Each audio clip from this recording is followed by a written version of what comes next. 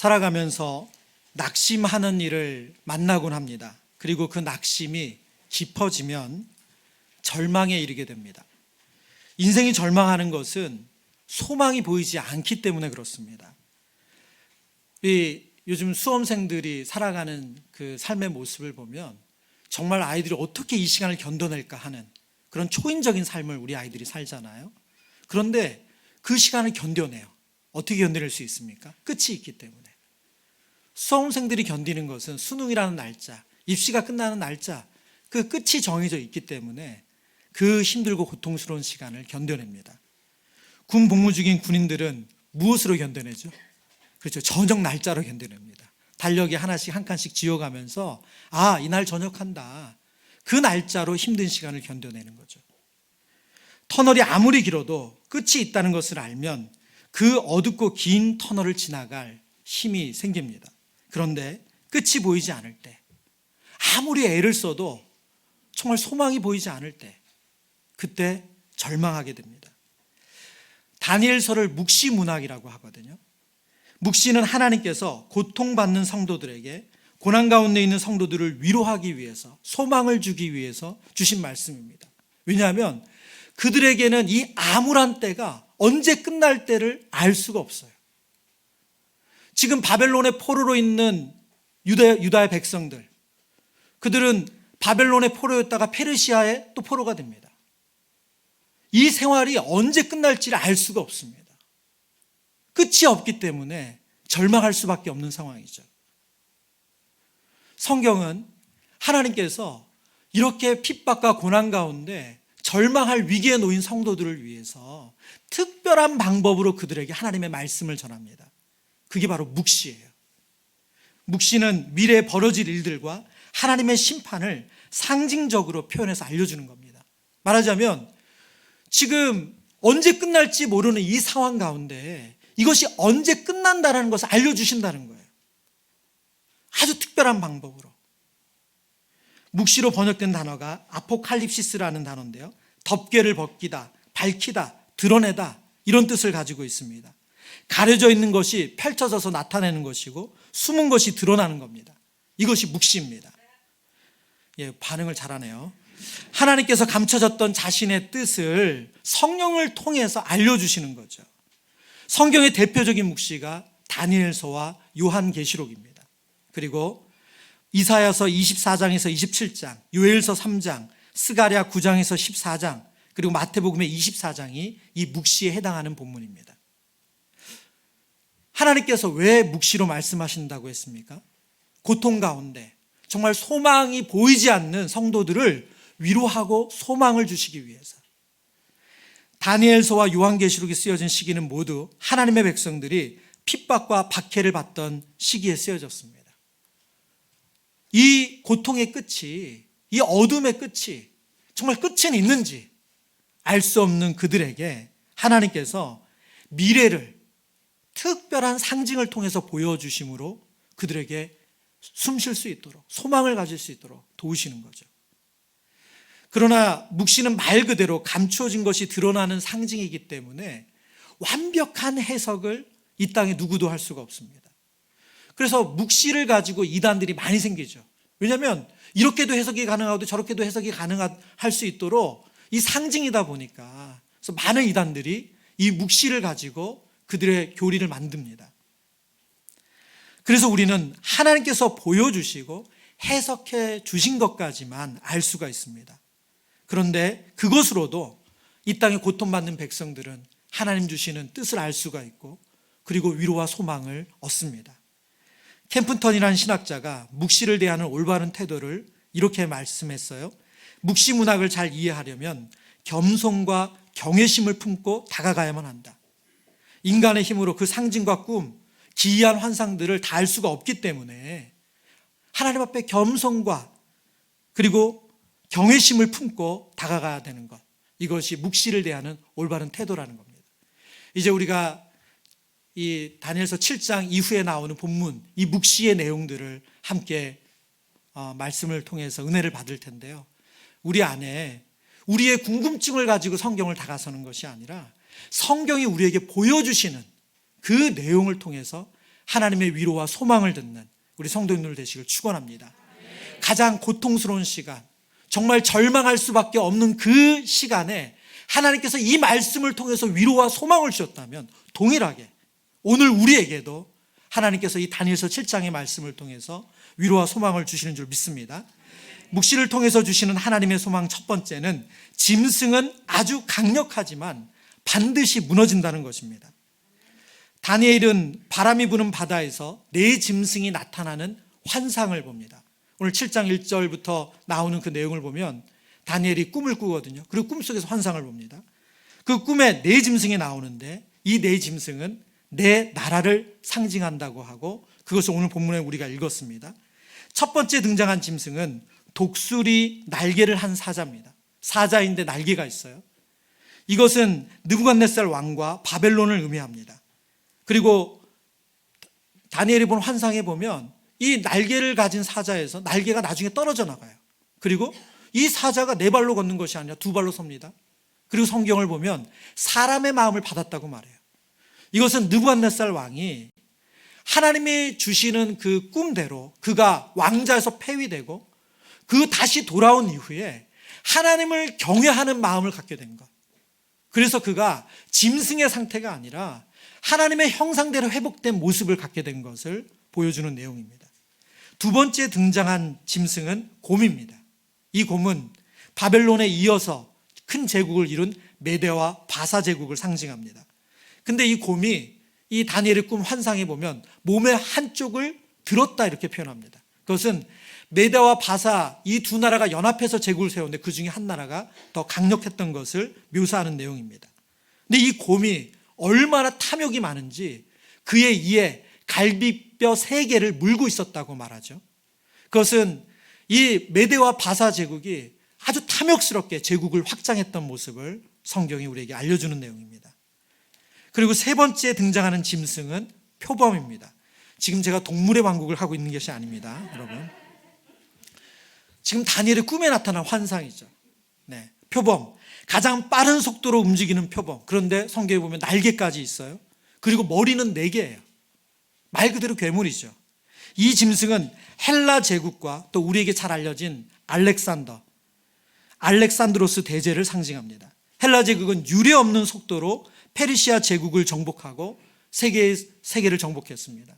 세계를 정복할 당시에 알렉산드로스 대제의 나이가 32살이었어요. 지금 그것을 상징적으로 보여줍니다.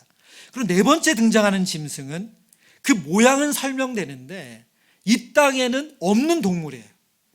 그래서 다니엘이 이 동물을 보고 너무너무 무서워하고 두려워합니다. 우리 본문의 19절 20절 말씀 함께 읽어보겠습니다. 시작. 이제 내가 넷째 짐승에 관하여 확실히 알고자 하였으니 곧 그것은 모든 짐승과 달라서 심히 무섭더라.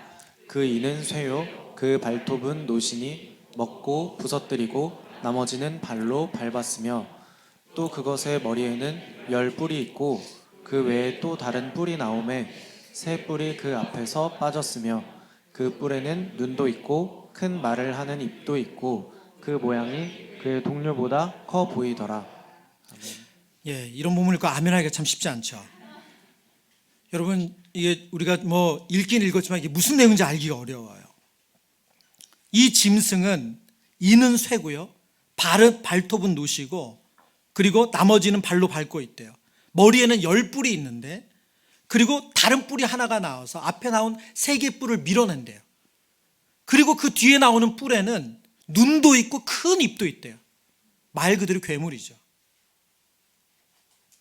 이 땅에 어떤 짐승과도 닮지 않은 아주 강력하고 공포스러운 모습의 네 번째 짐승이 등장합니다. 역사가들은 역사의 순서에 따라 로마를 상징하는 것으로 보는 견해가 지배적입니다.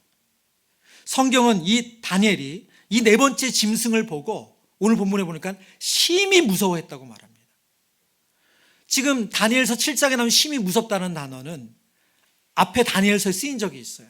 느부갓네살 왕이 다니엘서 4장에 그가 꿈을 꾼 이후에 그 꿈을 생각하면서 심히 무서워했다고 말할 때 쓰는 단어가 바로 똑같은 단어입니다.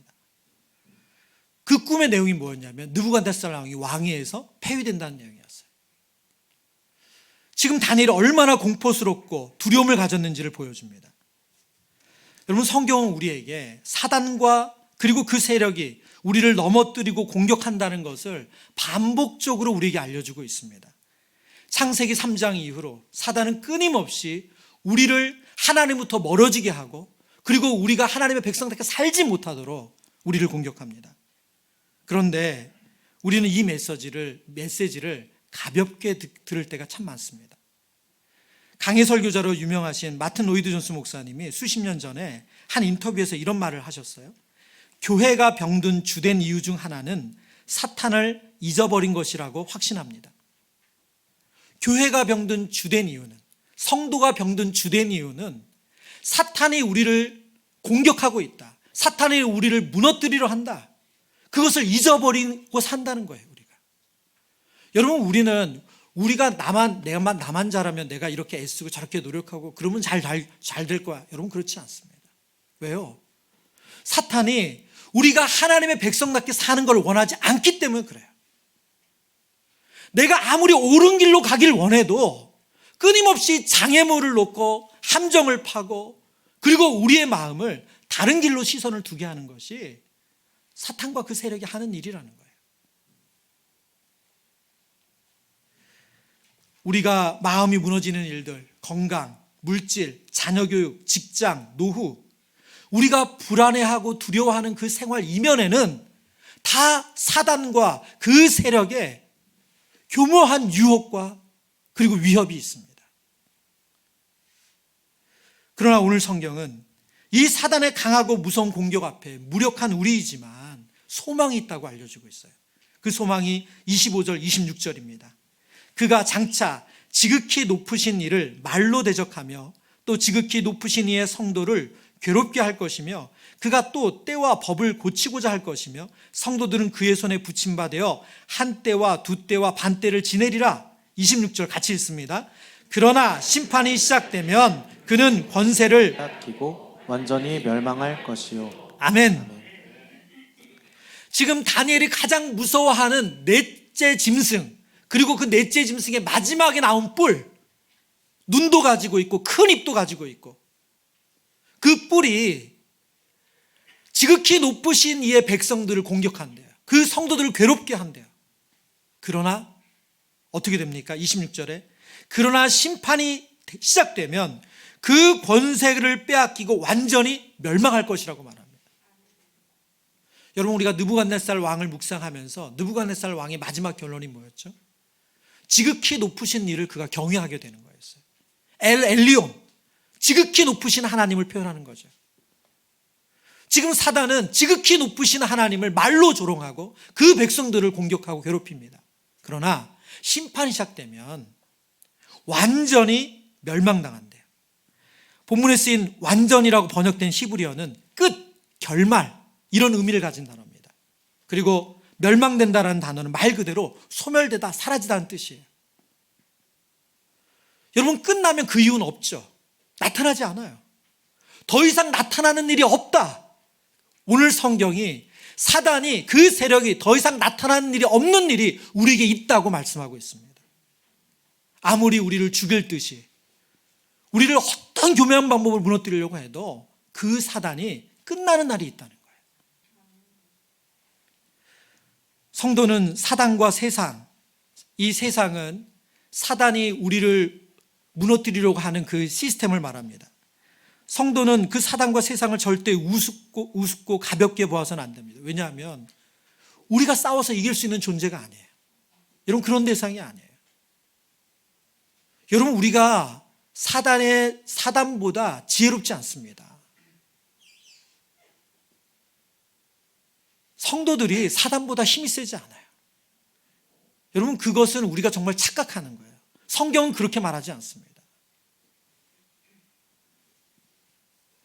여러분, 이 땅에 우리의 현실, 우리의 교회의 모습을 보면 딱 우리가 열매를 알잖아요. 얼마나 사단이 교묘하고 얼마나 사단이 강력한지. 여러분, 사단과 우리가 싸워서 이길 수 있는 존재가 아니에요. 사단과 싸워서 이길 수 있는 방법은 유일한 것은 지극히 높으신 하나님이 우리의 편이기 때문에 우리가 이기는 거예요. 금요기도 시간에 사도행전을 묵상하면서 지난 2주간 사도행전 5장을 묵상했습니다. 5장, 이 사도행전의 4장까지의 내용은 교회 성령 충만한 교회에 너무너무 놀라운 변화들이에요. 근데 5장에 오면서 사단의 공격이 시작되는데 그 첫 번째 공격이 탐심이에요. 성령 충만한 그 두 사람의 마음에, 아나니아와 삽비라 마음에 탐심을 넣습니다. 그래서 거룩한 교회를 훼손시키는 거예요. 두 번째 공격이 사도들을 옥에 가두는 거예요. 그래서 예수의 이름을 더 이상 전하지 못하도록 두렵게 만드는 거예요. 여러분, 복음서에 등장한 예수님의 제자들, 우리와 똑같지 않습니까? 두려우면 도망가고 예수님을 모른다고 거짓말하고 그리고 더 높아지고자 애쓰는 우리와 성격이 똑같은 사람들이었잖아요. 그런데 성령이 충만해서 하나님이 그들 편이 되시고 하나님이 그들의 주인 되시니까 그 유혹과 그리고 그 위협을 이기더라고요. 저와 여러분에게도 하나님이 우리 편이 되시면 그 일이 있는 줄 믿습니다.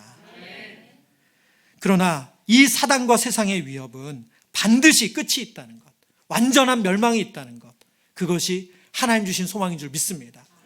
여러분, 다니엘 입장에서 생각해 보세요.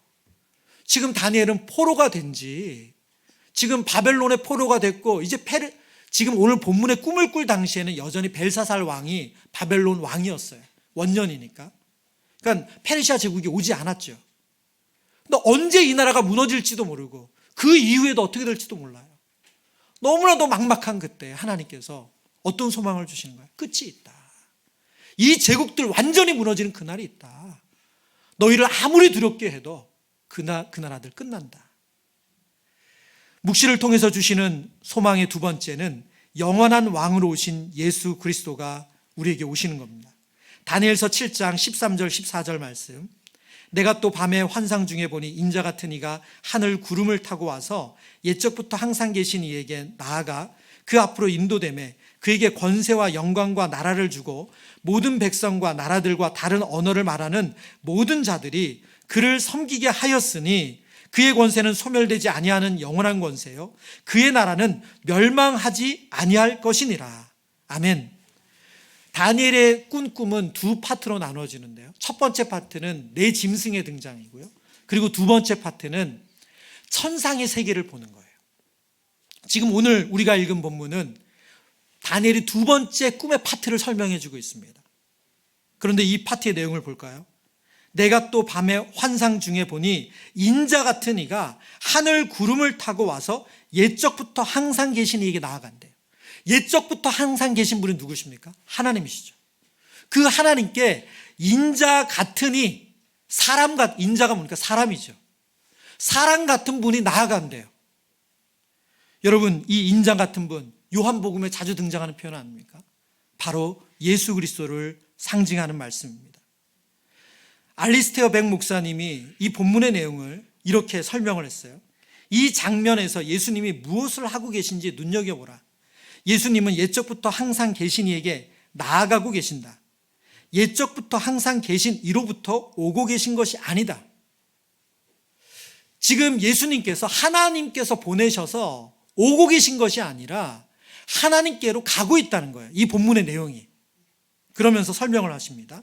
따라서 이것은 말세 예수님이 하늘에서 오시는 상황을 묘사하는 것이 분명히 아니다. 그보다 예수님이 죽음, 부활, 승천 이후 하늘로 돌아가시는 상황을 묘사한 것이다.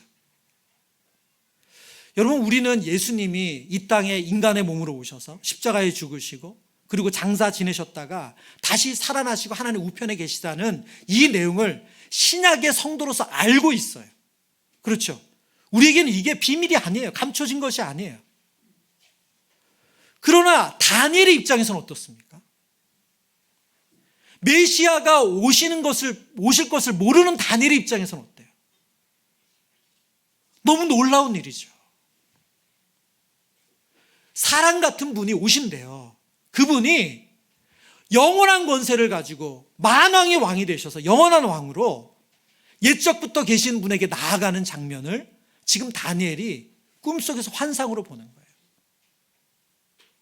그래서 알레스터 백 목사님이 이 끝을 이렇게 설명해요. 이것은 그분의 즉위식이다. 뭐라고요? 예수님께서 영원한 왕으로 즉위하시는 장면을 보여주는 환상이라는 거예요. 저와 여러분에게 여러분이 정말 바라던 어떤 상황, 정말 꿈꾸는 어떤 상황을 하나님께서 꿈에서 보여주신다. 여러분 얼마나 기쁘시겠어요? 얼마나 위로가 되시겠어요? 지금 다니엘에게 하나님께서 그 일을 하고 계신 거예요. 길고 어두운 고난의 터널이 언제 끝날지 모르는 그런 성도들에게 하나님은 영원한 권세, 영원한 왕으로 오신 예수님이 소망이심을 보여주고 있습니다. 여러분 우리에게 똑같지 않습니까? 우리는 재림하실 예수 그리스도를 기다리고 있어요. 참 요즘 뉴스를 보는 것이 두렵더라고요. 왜냐하면 인간이 이렇게까지 악할 수 있구나, 이렇게까지 망가질 수 있구나, 그런 뉴스들이 너무너무 많아요. 오늘 아침도 헤드라인 딱 뜨는 뉴스를 보면서 80세 어르신에게 그 자녀가 행한 그 악한 모습을, 요즘은 그런 한 일간지에서 뉴스를 쓰면 계속 그 똑같은 뉴스들이 나오잖아요. 여러분 이런 악한 시대가 끝나는 날이 있다는 거예요. 어떻게 해요?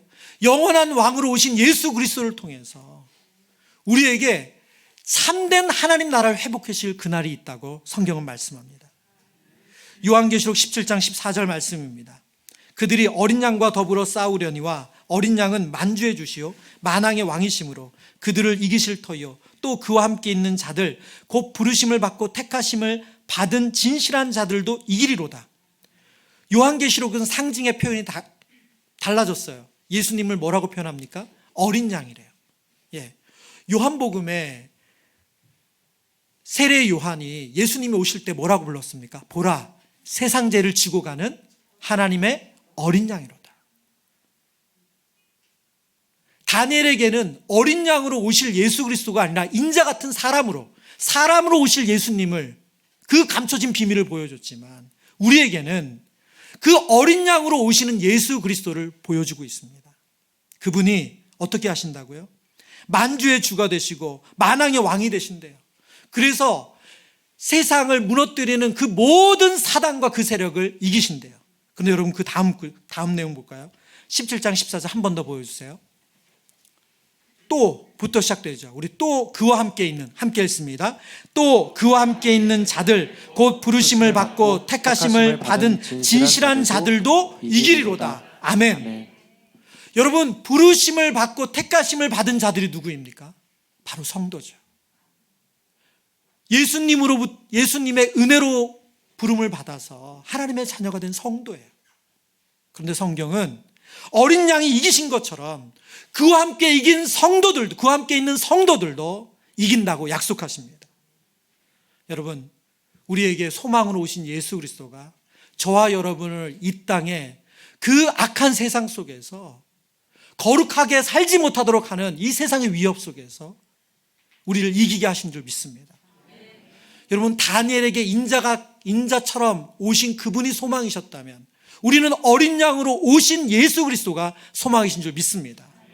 그분이 우리를 이 세상의 아까운데 거룩하게 살지 못하는, 하나님 백성답게 살지 못하는 우리를 소망으로 인도하신 줄 믿습니다. 세 번째, 묵시를 통해서 주시는 하나님의 소망. 세 번째는 성도의 기다림은 소망이 있는 기다림이라는 것입니다. 25절 말씀에 보면 그가 장차 지극히 높으신 이를 말로 대적하며 또 지극히 높으신 이의 성도를 괴롭게 할 것이며 그가 또 때와 법을 고치고자 할 것이며 성도들은 그의 손에 붙임바되어 한 때와 두 때와 반 때를 지내리라. 오늘 성경이 말씀하시는 이 때에 대한 내용은 단순히 1년이라는 시간의 길이를 말하지 않습니다. 그냥 시간으로 생각하면 3년 반 이렇게 생각할 수 있잖아요. 근데 성경이 지금 이 때를 쓴 것은 하나님이 정하신 기간이 있다, 이런 뜻이에요. 성경에서 7은 완전수예요. 그러니까 가득하다는 의미를 7이라는 숫자로 씁니다. 근데 그 7의 절반인 이 세 때 반을 통해서 3년 반이라는 시간을 통해서 하나님이 그 정하신 제한된 시간 안에만 사단이 우리를 공격할 수 있고 위협할 수 있다고 말씀하고 있습니다. 우리의 기다림은 어떤 기다림입니까? 이런 소망이 있는 기다림이죠. 이 기간을 성경을 어떻게 기다려야 된다고 말씀하냐면 요한복음 14장 12절 성도들의 인내가 여기 있나니 그들은 하나님의 계명과 예수에 대한 믿음을 지키는 자니라. 여러분, 우리가 이 땅 가운데 사단의 위협과 공격을 받고 유혹을 받는 이 상황 가운데서 우리의 믿음을 지킬 때 어떻게 지켜나갑니까? 하나님의 계명과 예수에 대한 믿음을 지키면서 그러면서 기다리는 것이 성도의 기다림이래요. 오늘 설교 제목을 짐승의 길과 사람의 길이라고 정했습니다. 다니엘서 7장을 계속 묵상하는데 이 짐승과 사람이 대조가 되더라고요. 짐승은 누구예요? 네 가지의 짐승, 여러 왕들과 나라를 상징하는 그 모습이죠. 그리고 사람은 누굽니까? 인자 같은 이로 오신 예수 그리스도예요. 여러분, 그런데 하나님의 형상대로 지음받은 우리도 이 땅에서 죄의 유혹을 받고 죄의 위협을 받으면 사람같이 사는 게 아니라 짐승처럼 살아요. 여러분, 여러분의 가정에서 여러분의 모습 한번 생각해 보세요. 늘 좋은 분이세요? 좋은 사람이세요? 아니면 아이들에게 비춰진, 배우자에게 비춰진 우리의 모습이 짐승 같을 때는 없습니까? 여러분, 직장 생활에서 어떤 분이세요? 여러분, 인자 같은 분으로 여러분 직장 생활을 하시나요? 아니면 세상에 그 여러 일들을 겪으면서 그냥 세상 사람들 다 그렇지 뭐 이렇게 사는 거지 뭐. 그 모습이 어떤 모습이죠? 오늘 다니엘이 환상에서 본 짐승 같은 모습 아닙니까? 나를 한 대 때리면 한 대 때리는 것으로 만족하지 못하고 그 몇 배를 갚아줘야 되는 것이 짐승이잖아요. 여러분, 우리가 그런 미움과 복수심으로 산다면 오늘 성경이 말씀하시는 인자 같은 분을 따라가는 사람의 길을 따는 게 아니라 짐승의 길을 따라 사는 거죠. 오늘 성경은 우리에게 두 길이 있다고 말해요. 하나님의 형상대로 지음받은 하나님의 사람들이지만 사단의 유혹과 사단이 다스리는 이 세상에 물들어서 우리가 인자 같은 분을 따라가는 그 모습이 아니라 짐승처럼 살 수 있대요. 저는 이 말씀을 묵상하면서 한 주간 하나님께서 주신 소망과 위로도 있었지만 참 부끄러운 모습이 많이 떠오르더라고요. 너무 일이 중요해서, 사역이 중요해서 인자 같은 분을 따르는 그 모습이 아니었던 저의 그런 모습들이 떠오르더라고요. 사람의 길을 보여주신 예수님께서 우리에게 요한복음에서 사람의 길이 무엇인지를 이렇게 말씀해 주고 있습니다. 요한복음 15장 12절 13절의 말씀, 우리 같이 소리내어서 읽어보겠습니다. 요한복음 15장 12절입니다. 내 계명은 곧 내가 너희를 사랑한 것 같이 너희도 서로 사랑하라 하는 이것이니라. 사람이 친구를 위하여 자기 목숨을 버리면 이보다 더 큰 사랑이 없나니. 아멘. 짐승의 길이 아닌 사람의 길, 그 길은 어떤 모습입니까? 사랑하는 거죠. 여러분, 예수님께서 요한복음 15장에 이 말씀을 하실 때 요한복음 13장에 보면 가룟 유다는 예수님을 배신할 마음을 벌써 가지고 있었어요. 그런데 예수님은 그를 친구로 여기시고 그를 위하여 자신의 생명을 내어주셨습니다. 이게 사람의 길이래요. 남들 그렇게 사니까 나도 그렇게 살 수 있지. 여러분, 우리 마음에 이 마음이 들어오면 우리도 점점 짐승이 되어가는 거예요. 성경은 우리에게 인자 같은 분을 보이셔서 이 악하고 위협적인 세상 가운데서 우리가 하나님의 형상대로 지음받은 사람으로 살 수 있다 말씀하고 있습니다. 오늘 사랑하는 성도님들이 그 예수님을 본받아 예수님의 길 따르시기를 축원합니다. 말씀을 정리합니다. 가장 고통 가운데 있던 그 시대, 암울한 그 시대에, 정말 빛이 안 보이는 그 시대에 하나님께서 특별한 환상을 통해서, 묵시를 통해서 그들을 위로해 주셨습니다. 그들을 어떻게 위로하셨습니까? 짐승은 아주 강력하지만 반드시 무너진다. 악은 이 세상에 가득한 것 같지만 반드시 무너진다. 그리고 영원한 왕으로 예수 그리스도가 오셔서 다스리신다. 세 번째, 성도의 기다림은 소망이 있는 기다림입니다. 그 기다림 가운데 우리가 짐승의 길을 따르는 것이 아니라 사람의 길을 따라야 된다고 말씀하고 있습니다.